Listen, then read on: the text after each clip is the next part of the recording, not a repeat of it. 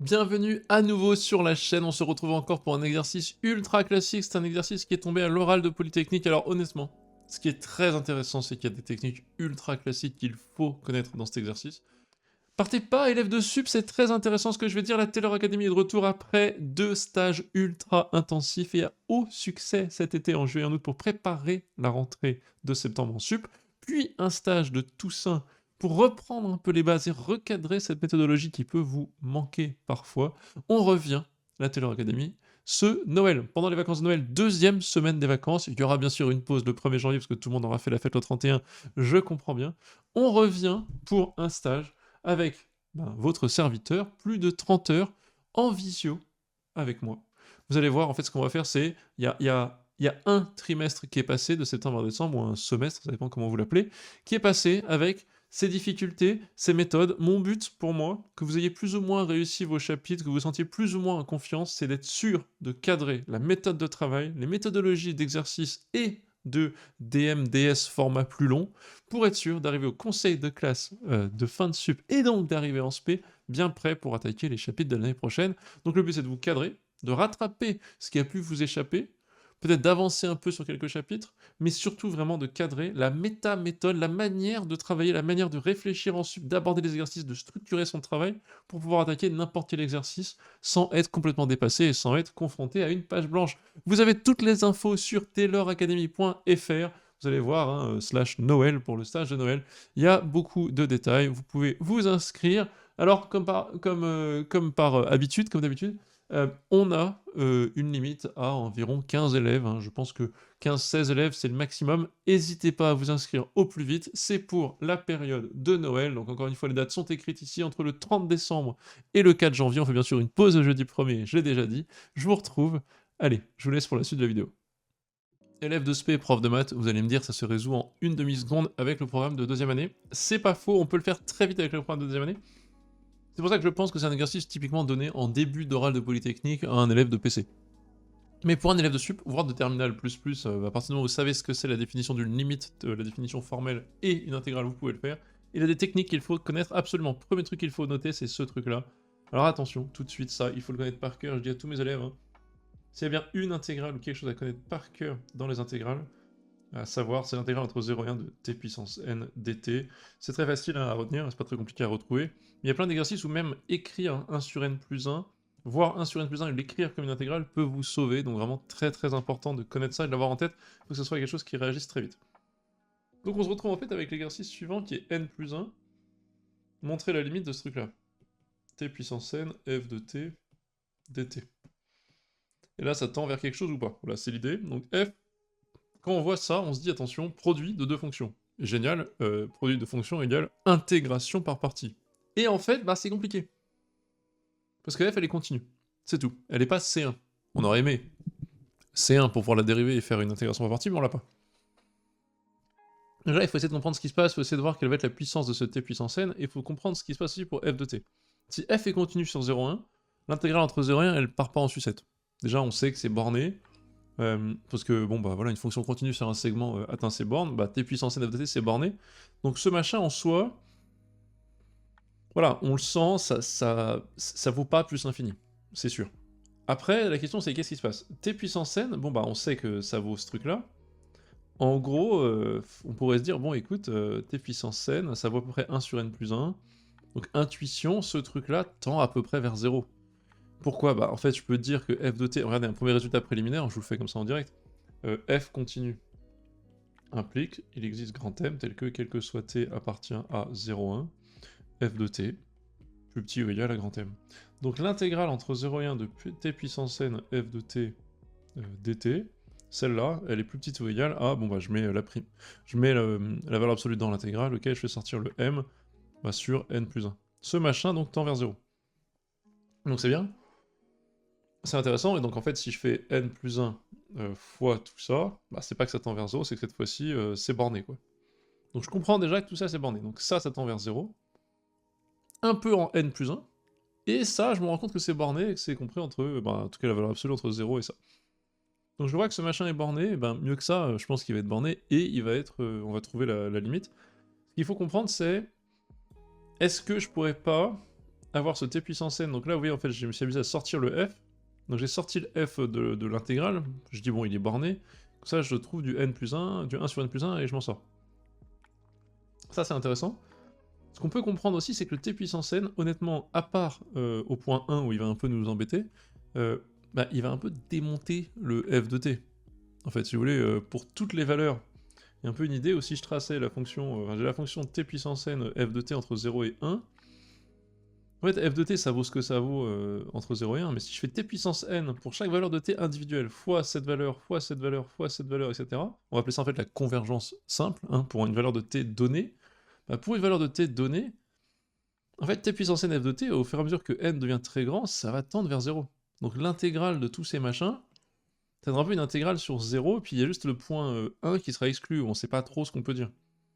Et ben c'est un peu l'intuition. L'idée qu'en fait, à chaque point t quelconque, entre 0 et 1, à part 1, en fait, si vous voulez, cette idée-là, c'est l'idée clé. Quel que soit t appartient à 0, 1, t puissance n tend vers 0. Donc en fait, f de t puissance n tend vers 0. Et donc si je fais, entre guillemets, la somme de tous ces trucs-là, en fait c'est l'intégrale, hein, l'intégrale, mais la somme de tout ça, bah en fait on sent que ça va tendre vers 0. Il va juste rester la somme, donc si je fais la somme comme un bourrin, là je vous fais le mode physicien, hein, voilà, le mode physicien c'est l'intégrale de f de t, t puissance n dt.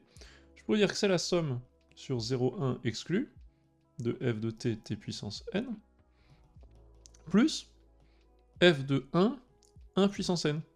Donc j'aurai l'intuition que ça tend vers 0, et il me resterait un f de 1, quoi.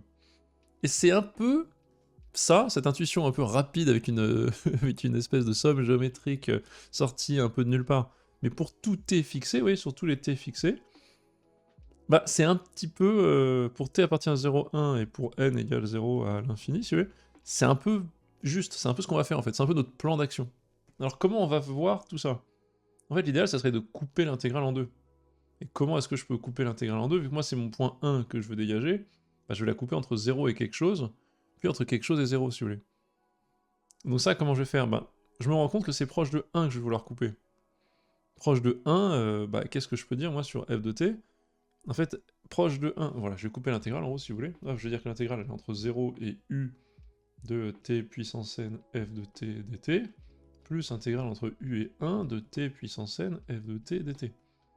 Donc qu'est-ce qui se passe ici? Ça, même si u s'approche de 1 de plus en plus, si u par exemple ça peut être 1 moins alpha, hein, avec un alpha très petit, ça va tendre vers 0, c'est ça l'idée qu'on a vue à peu près. Et là en gros j'ai, que se passe-t-il pour f de t quand j'approche de 1? Bah, quand j'approche de 1, bon t puissance n c'est ce que c'est, mais f de t s'approche en fait de f de 1. Et ça m'arrange parce que f de t s'approche de f de 1, bah j'ai la vérité de ça. C'est vrai qu'elle s'approche de f de 1 par continuité. Donc qu'est-ce que je vais faire? Le premier truc que je vais écrire, c'est d'essayer d'écrire tout ça. Bah pas n plus 1, je vais faire 100 au début.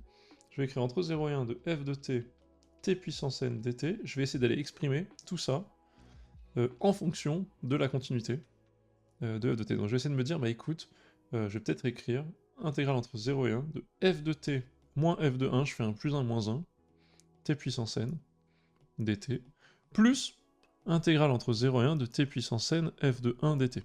Or, bon bah, intégrale de t puissance n, on la connaît.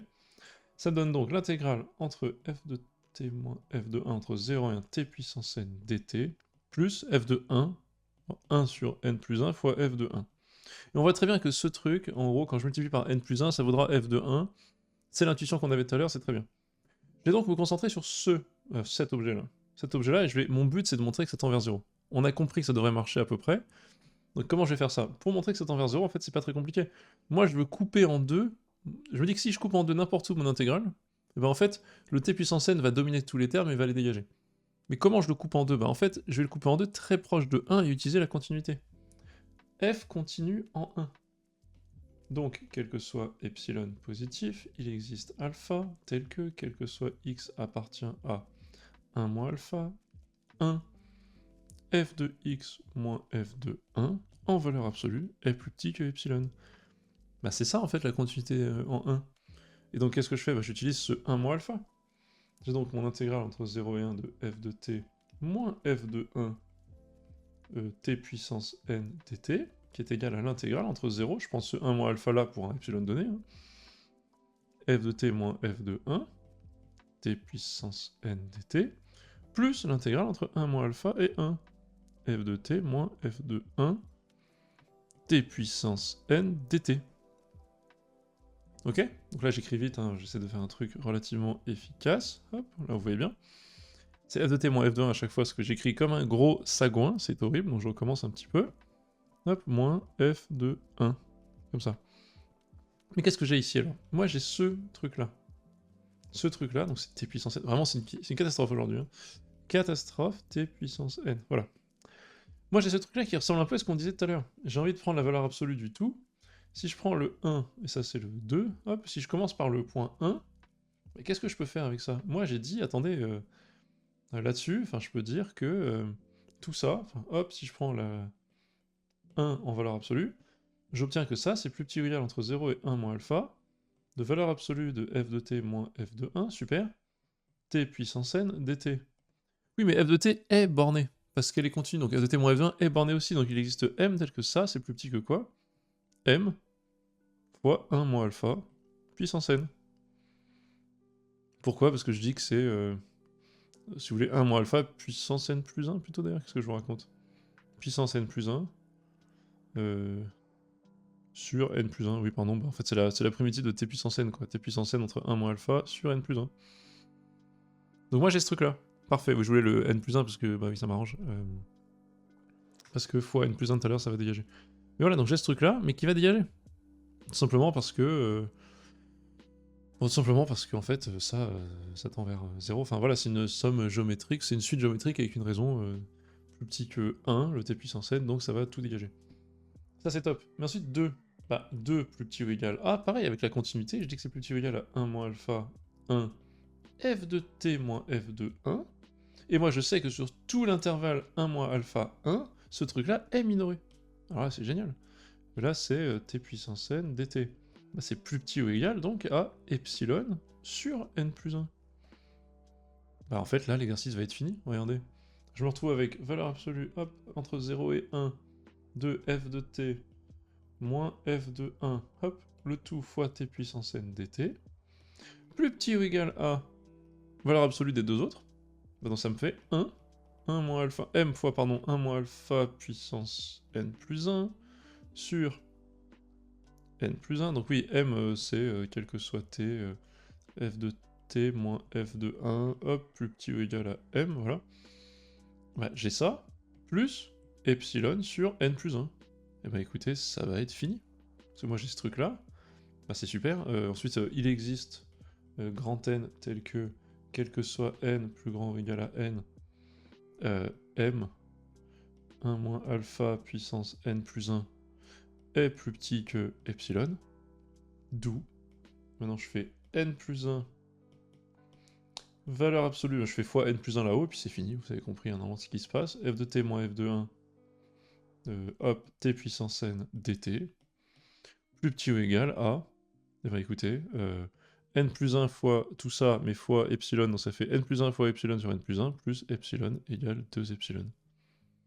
Magnifique. Or, ce truc-là, c'est quoi déjà? Qu'est-ce que j'ai fait? N plus 1 fois ça, bah tend vers 0. Hop, c'est super. Donc moi j'ai bien, si je reprends l'écriture du début, quand j'ai donc n plus 1 intégrale entre 0 et 1 de f de t, t puissance n plus 1 dt, c'est égal à ce machin, n plus 1 intégrale entre 0 et 1 f de t moins f de 1 t puissance n dt, plus f de 1 qu'on a vu tout à l'heure, avec ça, qui tend vers 0. Et c'est torché. Hop. Donc le tout tend vers f de 1. L'intuition de départ est démontrée. Donc vraiment, c'est pas très compliqué, mais c'est très précis. C'est-à-dire qu'il faut... Moi, ce que j'aime bien, c'est le début que je vous ai fait ici. Il faut les bons réflexes. C'est-à-dire ça, on connaît, c'est 1 sur n plus 1, voilà, super. Et ensuite, intuition. On comprend déjà que le truc est... Enfin, que la fonction étant continue, elle est donc bornée. On comprend que ça va être borné. Et on comprend qu'une intégrale, c'est en fait une somme. Là, je suis vraiment le bourrin, c'est le mode physicien, voilà. Quand je fais ma somme, c'est comme si je prenais la somme qui dégageait sur tous les t puissance n, comme je vous disais, pour tous les t plus petits stricts que 1, j'ai des espèces de sommes géométriques qui convergent. Il me resterait un f de 1 qui va m'embêter. Va-t-il m'embêter? Bah, pas tant que ça. Et puis je fais une découpe où j'ai d'abord un argument géométrique, enfin somme géométrique, suite géométrique, pardon, et un argument de continuité qui me permet de trouver un petit epsilon. Et ça marche. Voilà, j'espère que ça vous a plu, je vous retrouve sur la chaîne la semaine prochaine, et je vous dis, bonne semaine.